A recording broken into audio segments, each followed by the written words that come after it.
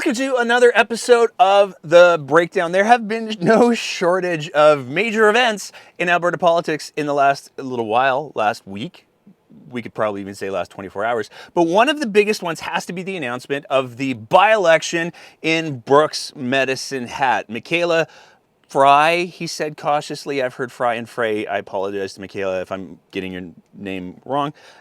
Stepped down in order to, she was quite clear, she stepped down in order to open up a rural space for now Premier Danielle Smith to run to get a seat in the legislature. But there's some interesting things going on with Brooks Medicine Hat because it happens to be the stomping grounds of a certain political party leader who's been generous enough to join us today.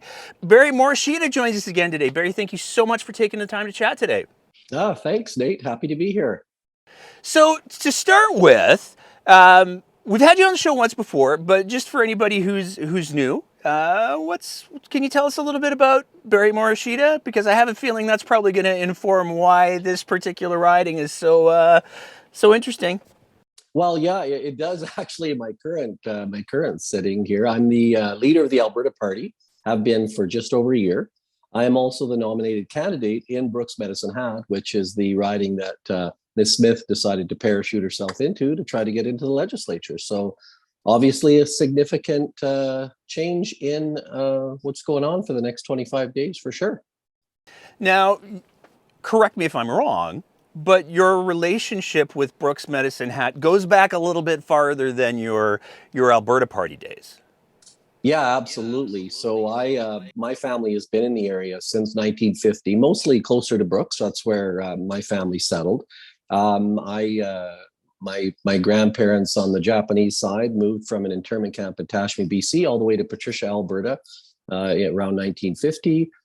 Been to school there, graduated. My family's there. Most of my family got a daughter in Calgary, but my family, grandchildren in Brooks. Been raised on a farm. Own my own small business, counselor for 16 years, mayor for nearly 7. Been involved in community service my whole life. We've done regional undertakings here with Medicine Hat through my time at AUMA, as well as my time as president of the Canadian Badlands, which is a tourism association, which included all of Southeast Alberta, and been involved in economic development activities here. So know the area really well, lived here practically my whole life. So it's safe to say that you're not just parachuting in because it's a convenient rural spot and you're the leader of the party. No, and you know what, Nate? Can I just speak to the rural spot for 1 second? I think it's a bit of a misunderstanding. Certainly, Brooks Medicine Hat, the riding is located in rural Alberta, but you have two significant populations that are in the cities. And they have city challenges and city opportunities. And, to just kind of, again, this is one of those things that people who don't listen to what's going on don't understand. And I had somebody at the doors yesterday here in Medicine Hat say to me, you don't know what you don't know, and you don't know it until you go talk to somebody who does. And the fact is there's a significant uniqueness around this area. We have inner city issues in Medicine Hat with addiction and those types of things. We have significant visible minorities in Brooks, New Canadians. We have a whole bunch of things that people say are big city issues, but they're here, right here in the riding. So you can't just stamp a rural stamp on here and say the only things are what affect what everybody says rural. So agriculture and farming, ranching, oil and gas, the energy industry, big parts of this riding, absolutely. But there also are significant other issues that need to be dealt with as well. So I think it's really important for people to understand this is what Alberta is. There's unique places all over, and you need somebody who lives here, understands, has a learned experience to be able to represent them well. And that's why I'm here doing this. Okay. Now you've been out of the doors already. What's the reaction that you've been getting so far? Are people like, yay, a by-election 6 months before a major, this is delightful, or do they have other thoughts? Well, they're far more engaged, and that's probably because the premier's chosen to run here. As you know, there was a by-election here a little while ago that Brian Jean ran in Fort McMurray, and there was not very much engagement there at all. But this one's quite a bit more engaged. We've had a couple of really great, really good, positive days here. I think people are looking for an alternative. Again, Ms. Smith kind of campaigned on the, putting mandates in the Human Rights Code, pushing back with the Sovereignty Act, which she has subsequently backed off from. And, those are the kinds of things. And while those are important in the sense that they need to be discussed, they're not top of mind issues here.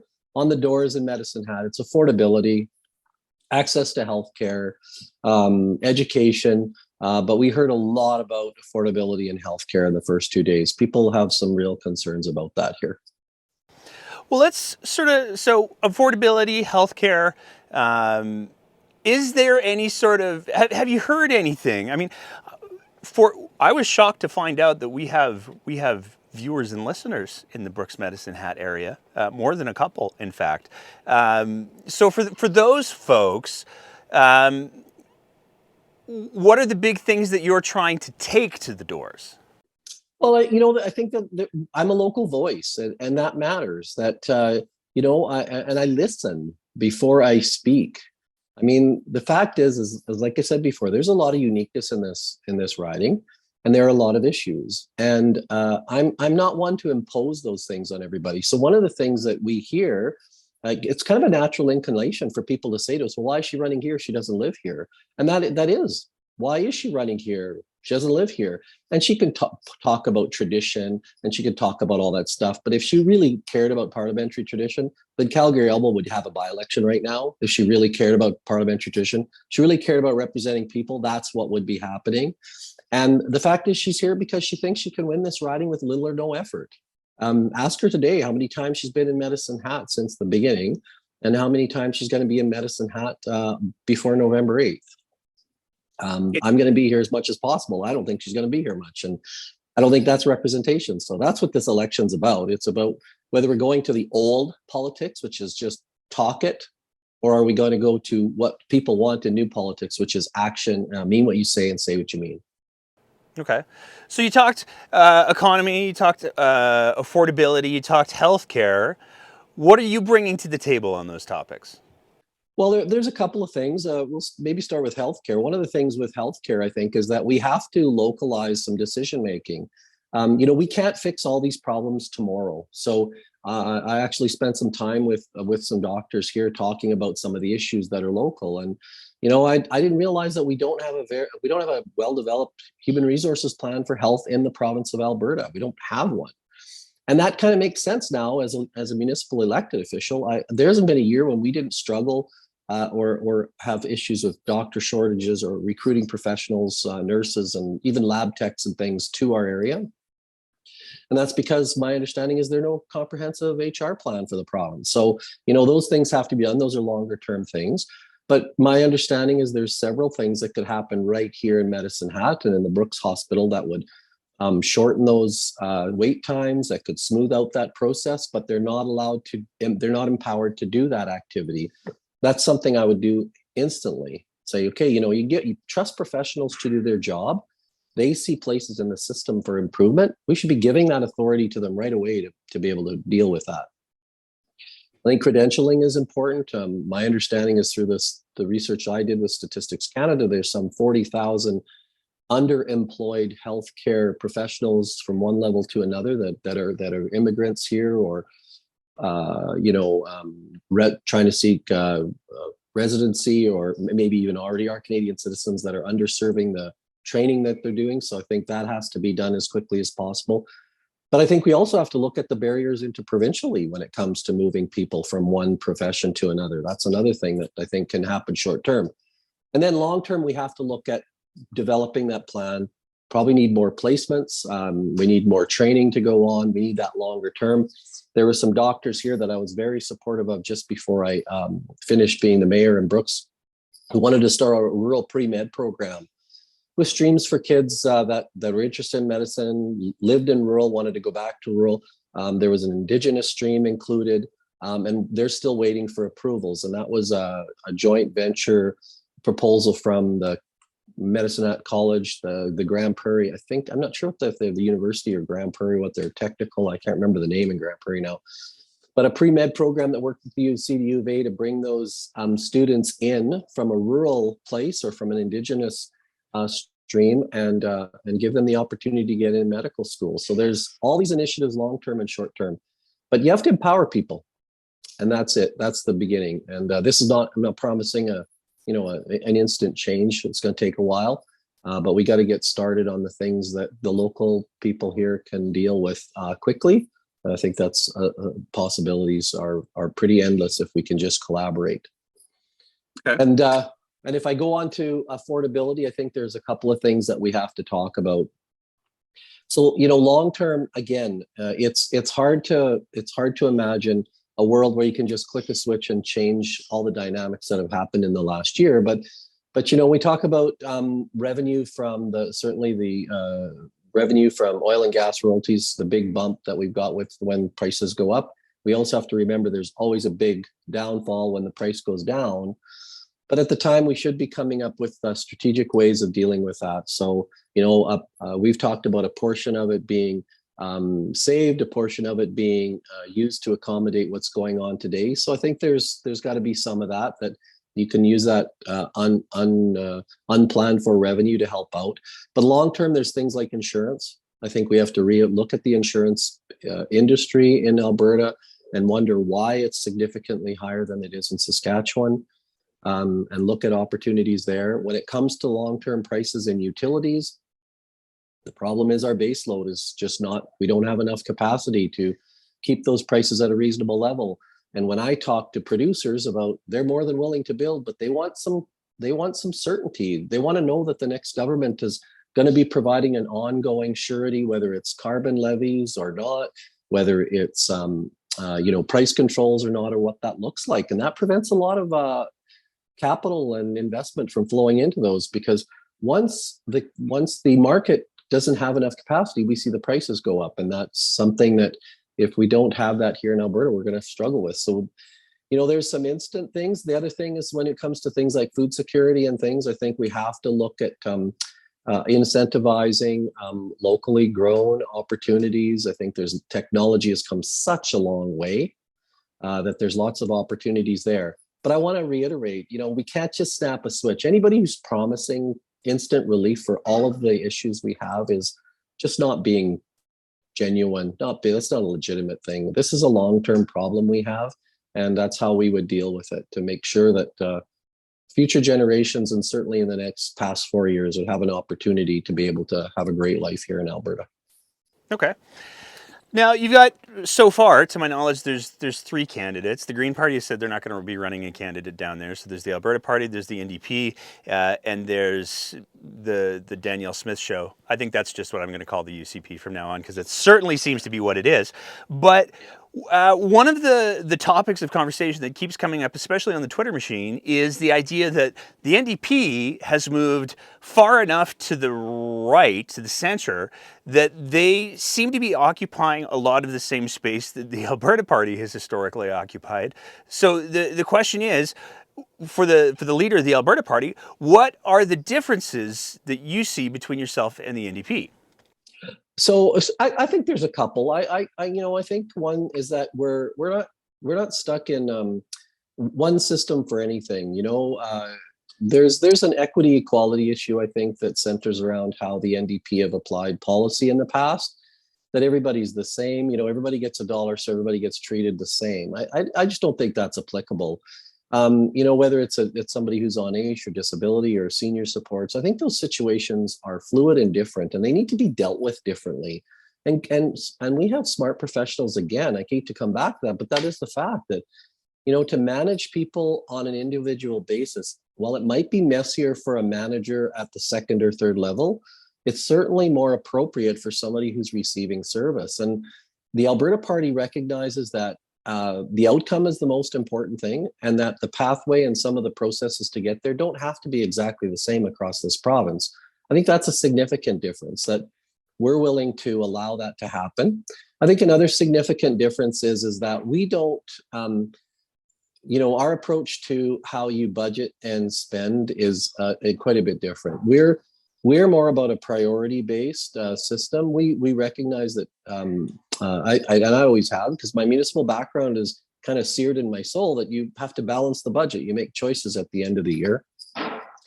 And part of that is how you prioritize, and you can't prioritize everything. I mean, it'd be nice if we could. It'd be nice if we could fix the roof and go on a long vacation or a safari to Africa. I would love to be able to do that. That doesn't work at home for me. When the roof breaks, guess what? When the roof's leaking, you got to fix the roof first. And then the trip's going to have to wait. And I think we would priority base budget things that are going on. So I think we're significantly different. You can't just heap money into a problem and expect a different result either. So I think there's some significant system issues at the highest level. So the way I explain it to people from my perspective is that if you take any government large program, so education, healthcare, social services, which are our three big areas, right? And the way we're different from the NDP. The NDP says here we're gonna put some more money in it because we need more resources. That is great. I think when you recognize that's and sometimes we agree with it when there's resources. It's how they're applied is significantly different. So I always see when the NDP governments, and it's not just here, but across, they pour the money in the top. Here's $100 billion to solve the nurse shortage. And then those systems are like sponges. They take the money at the top and then they kind of grow a little bit to do this, and a few drips come out the bottom in frontline. And I think what we have to do is we have to be more directive and say, hey, we're putting $100 billion in frontline workers. Hire me $100 billion in frontline workers. And then if we have to adjust systems in order to manage that, fair. But we keep building all the management to have frontline workers. And by the time we're done, we have no frontline workers. So I think it's just our approach to systems. We're outcome-based.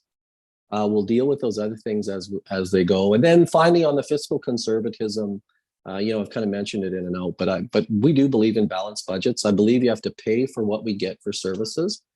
And again, that's a long-term situation that has to be fixed. And I think those are three kind of ways of approaching to government that we are different than the NDP.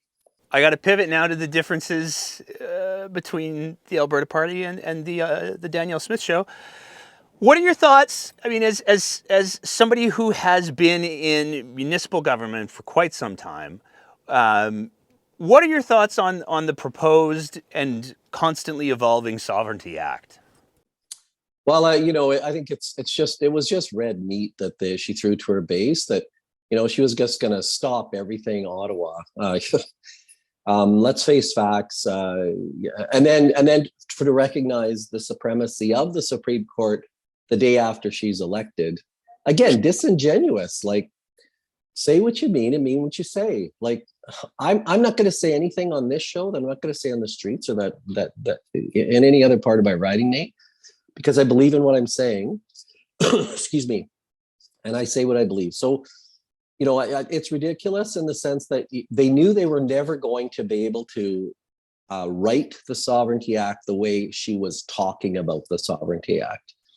And it's also telling that the day after she becomes the premier, the day she becomes a leader, her websites are scrubbed, her all of that information is gone off of there. It's like it didn't exist, like we didn't talk about it.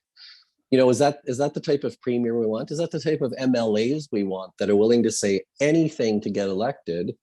And then hopefully everybody will forget about it after the fact. I mean, what, has she made the clarification every day that she's been premier, or just every other day right now? I don't know. But that's not leadership, and that's not honesty, integrity, and transparency. So sovereignty, I believe we have to stand up for Albertans in terms of making sure that our resource development happens, because transition is, in fact, a change from one to the other. It's not an abrupt stop and move on. It is a change from one to another. We have to protect that. We have to be part of it. And you don't get much by punching somebody in the face and saying, then, yeah, can you help me get what I want? We have a tradition in Alberta in leadership, certainly with Peter Lougheed and subsequently, that negotiated in all kinds of ways, but we're very rarely ever, seeking conflict the moment every issue came to the table. We managed to get a lot done. We managed to get a lot built, and there's no reason why. And I've got experience there. When I was president of AUMA, and we were having lots of the pipeline conversations and the legislation that was going on, and we ran a program called Support Canadian Energy when we had the FCM conference in Quebec. And we made it a goal to meet with Quebec municipal leaders and talk about energy in Canada, and talk about their views and listen to their views and them list our views. That built a lot of bridges, and a lot of municipal, people that in Quebec at the time certainly understood and learned things, and we learned and understood things from them. And that gave us some pathway forward to make some progress. That's what we should be doing, both of those things. But we don't have to fight. We don't have to claim we're going to do things when we're not. We should just be good leaders and tell the truth. So the Sovereignty Act, it's a fantasy for those who want to be separate but part of everything. That's just not possible to put in place. Let's face facts. The next one that I got to ask you about, because this was one of the pieces of the press conference on Tuesday. We talked about it on our live show on Sunday, just because it is so incredible, quite frankly. One of the big campaign planks of pretty much every Conservative government since 2015, when the Liberals said we're putting in a carbon tax, has been, we need to get rid of the carbon tax. And that was certainly something that Smith talked about, getting rid of the carbon tax. But we saw on Tuesday, when she was asked by a reporter, would she support a made in Alberta version of the carbon tax that would achieve equivalency, she said 100% she would, and that she believes that that's what Alberta should have done in the first place. Now, it was almost 5 years ago, but correct me if I'm wrong, that's what happened? Yeah, I would hate to be your issues management person right now, because I'm not quite sure. She says one thing, does another thing. One day, like you said, she said she's going to take the ability to impose a carbon levy to court because of new information. And I shouldn't even mention Ukraine, because then we'll go off on another tangent. I am one of those at the beginning who thought too as well that we should have patriated the carbon levy here and then used it to Alberta's advantage, instead of the feds collect it, the feds do with it what they want, and however they send it back and however they rebate it, it's up to them. We should have done that, absolutely, and we should have done that right from day one. So, on that, I'm glad to hear her say that she's going to do that. But how can you say that and then also say you're going to go to court to stop it at the same time? Why don't you move on? We've lost at the Supreme Court. It's time to do what's right for Alberta, build those things that make sense. And that's what I'd be doing immediately as well. I'd be putting in a plan, working with the stakeholders to come up with a plan to repatriate it and do what's best for Alberta. That should be done immediately. It's time to move on. Fighting old battles is a waste of time and money. A couple other points that I promised myself, and maybe a couple of other folks, that I would ask about. One of the campaign promises that we talked about on our show on Sunday was one of the ones that Smith she seems to have completely forgotten about. And that has to do with AISH. Now, if you win this by-election, you'll be an MLA. You'll be the Alberta Party's only MLA, assuming there's no top secret floor crossings that, I don't know, maybe we can talk about later. But would you advocate in the legislature for re-indexing of AISH? And secondary to that, does the Alberta Party have a position on that?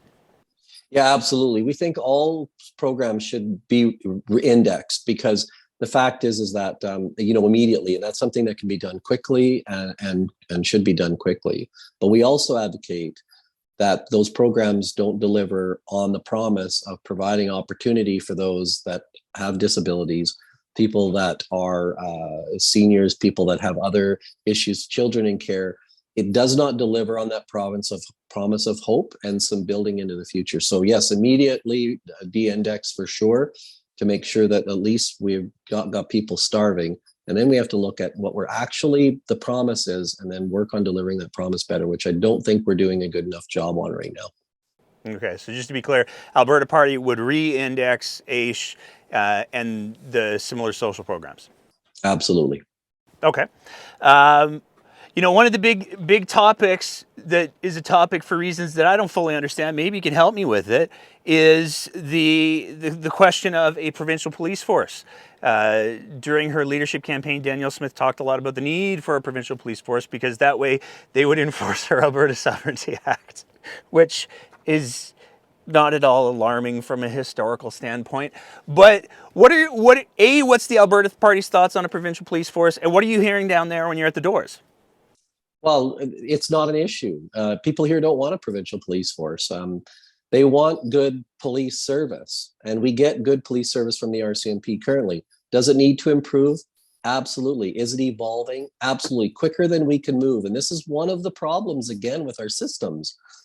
Adding in a provincial component, do you think that's going to make it less complicated jurisdictionally? Do you think now she originally, when all of the original talk was, we're going to throw the RCMP right out the door and going to have a provincial. Now we're talking about augmenting.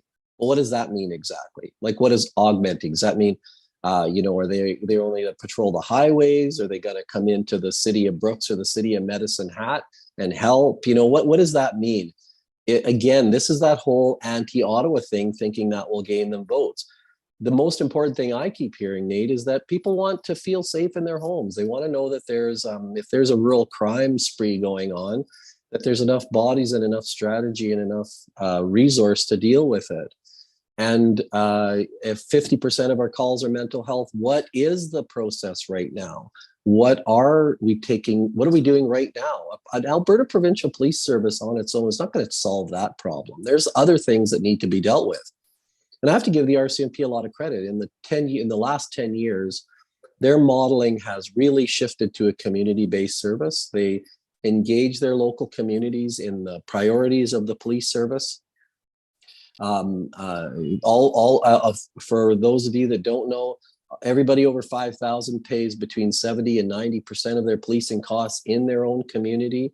There's the rest of Alberta pays a very small portion of it. So they are involved, but they're also involved in decision making.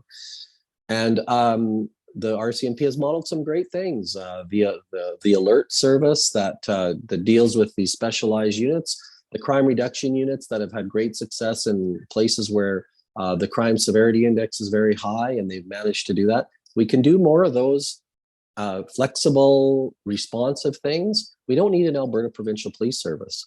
And who's going to pay for the $180 million federal subsidy that we get? They keep claiming, well, the municipalities will pay more. We're all going to pay more. I'm a resident of Alberta as well, not just a resident of Brooks. The people in Medicine Hat are going to be paying that somehow. So again, disingenuous to say that it's not going to cost municipalities more. Yeah, maybe they're not going to get the bill, but you and I are still going to get the bill for the provincial police service one way or another. So again, come clean. Tell us, we know it's going to cost $360 million just to transition, another $180 million annually just in lost, and then they claim they're going to have more officers. Well, that's not going to be cheaper. We're not dumb out here. Like, tell us the truth. If that's what you want, go to the polls, go to the doors and say, hey, we want a provincial police service because of this. It's going to cost us more. Are you with me? Or if you're not, and then let people decide, but don't disguise it. Don't hide it. Be honest. And that's a big difference. So we're opposed to that. We think improvements can be made, and that we have to, again, work with people that know what's going on the ground to make this system evolve so it is a better service. That should be happening constantly. And I think the RCMP is receptive to that here. Okay. Are you hearing that there's any sense of one of the things that Ms. Smith has talked about is because the UCP were elected and she's the leader of the UCP, she has inherited a mandate to do all of these things. Are you hearing anything about that mandate at the doors? I'm hearing that they're not quite sure what she means. Like, what does this mean? What does that mean for me? And again, you have to be transparent about what your intention is. You can't say that, I inherited. Yes, you know what? You inherited the UCP. You're the leader of the UCP party, which was elected on a set of promises and, priorities. And, they did well. They won the 2019 election. Those are the priorities. 40,000 people elected her leader of the UCP. There's like 40,000 voters in Brooks Medicine Hat. No one's voted for her yet. So for her to say that she somehow has an entirely different mandate because she's the leader of the UCP, again, that's not democracy. She claims to be a part of it and want to protect it. That's just not the case. I think people haven't had their opportunity yet. And so to just say that, again, she twists the I think she twists a lot of the things out there. Today I was listening to her on a media show, how she's saying the media is twisting what she said. No, they're not. They're reporting what you said verbatim for a change. And that's what's causing the problem. So, again, I think she's used to being a talk show host, and that her conversation ends at 11 o'clock when her show ends, and then she can start over again the next day. She's the premier of the province. You should be respectful to what's happened, both in the recent past and what needs to happen in the recent future to begin with, because that's as long as your mandate is, period. And then we can go on from there. We have a general election in May, and people will decide whether they want that type of activity. But for now, we should be respecting what's already happened. Last little chunk that I want to bug you on, because I know you're a busy man and you probably got some doors to get to, and this is the one that is probably going to be a little bit more challenging for me, I think. But one of the problems, one of the challenges that exists in Alberta, and this has been well identified by the research group Common Ground, is the idea that there is Joe Albertan, and he's the jeans wearing, cowboy hat, pickup truck driving guy, and that seems to be associated with a lot of rural Alberta. But when you take a look at the demographics of Brooks Medicine Hat, there's a lot of BIPOC, visible minority folks who live in that area. You mentioned at the very beginning of the show that members of your family were held in internment camps here in Canada, which is yet another incredibly ugly part of Canada's history that far too many people don't know enough about. What kind of reaction have you been seeing, if any, from Smith's comments about the discrimination piece and her incredible, I'll call them dumb and reductive, so maybe you don't have to, but I mean, you can if you want. But has there been any sort of response from the non-Joe Albertan community that you've seen at the doors? Are people at all alarmed by Smith's comments, or are they just used to it? No, I don't think we're used to it. I think this takes it to another level. The fact is that even in the I would say the most non-vaccinated areas of the province, which seems to be certainly the communities outside of Calgary and Edmonton and kind of the further away, but you have to also remember they're the ones that got affected by COVID the least too. So there's that today. But to say that they're the most discriminated group, is absolutely. I had several calls after this came, as you can imagine, about you've got to go. I can't really say more than that. I can say a couple of things. She's tone deaf to what's actually going on out there. I think public health did what they needed to do in order to get us out of it. Do I agree with everything? I don't. I'm not sure that I do, but I also don't know everything. So I'm going to reserve my judgment for a time when I'm a lot more knowledgeable about how they were making decisions. And again, she wasn't there either. She didn't know what was going on. She just had her one perspective. I mean, anybody that speaks of alternative courses of treatment for stage 4 cancer and she can say it's out of context. I listened to the whole chunk. There was no difference in context. That's what she was saying.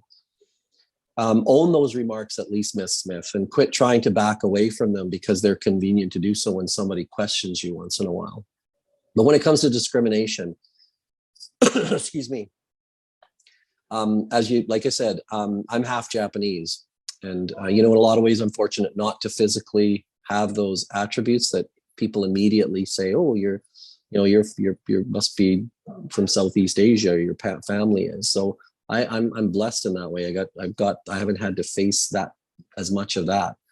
But there are lots of problems and people that couldn't go anywhere. You got to remember, none of us could go anywhere. I don't know about you. I'm vaccinated. I'm fully vaccinated. I've got 3 shots or whatever. I haven't got my 4th, but I got 3 shots. I couldn't go anywhere either. I couldn't go to my daughter's birthday party, my granddaughter's birthday party. Couldn't do that either. It's not like they were the only group that were having to struggle with this. Everyone struggled with this.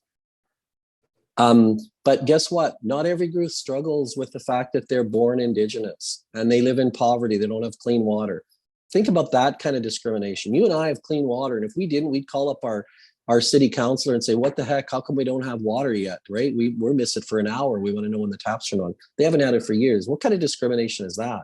I was on a reserve during Truth and Reconciliation Day on September 30th, talking to a family but the school bus won't come to their door. It'll come to the gate of the reserve, but won't come to their door. It goes to everybody else's door, but won't come to their door. That's their policy. Well, what do you know about that one, Ms. Smith? Do you know the fact that because you're a resident of an Indigenous of a reserve, that the school bus won't come to your door to take that girl to the public school that's several 30 kilometers away?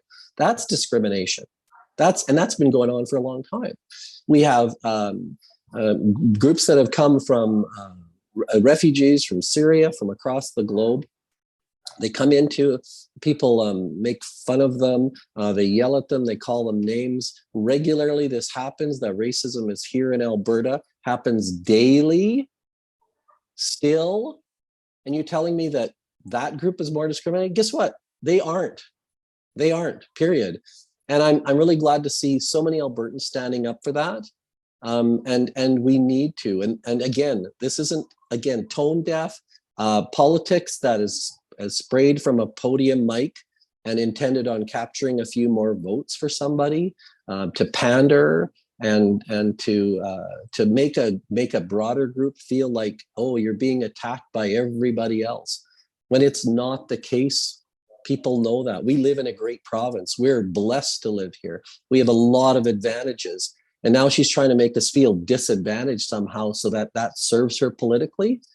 That's just the worst kind of politics. And quite frankly, people are sick of it, and they're starting to see it for what it is.